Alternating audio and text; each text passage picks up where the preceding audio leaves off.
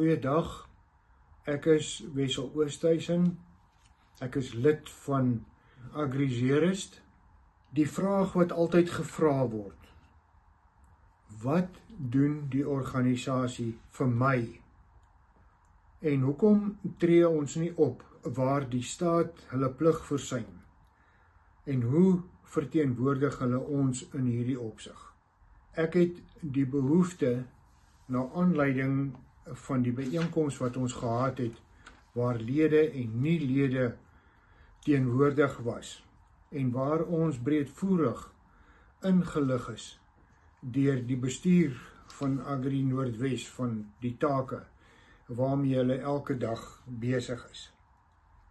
Ek wat al baie jare lid is van georganiseerde landbou, het in die laaste tyd uitgesien na die WhatsApp video's wat uitgestuur word op die Agri Noordwes koms oor al hierdie dinge waarmee hulle besig is, waarmee ons leiers hulle elke dag bemoei om vir ons as boere in die Noordwes, besig onder andere met Agri SA se bedrywighede.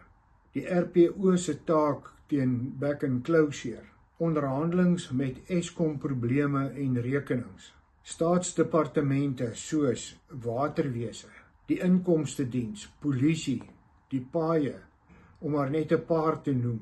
Getuienisse van boere wat deur dik en dun bygestaan is en wat gehelp is om hulle probleme op te los. Beroepe wat gedoen word vanaf bestuur van Agri Noordwes om gevalle aan te meld sodat hulle materiaal het om te bewys met watter probleme boere te doen het in die Noordwes provinsie.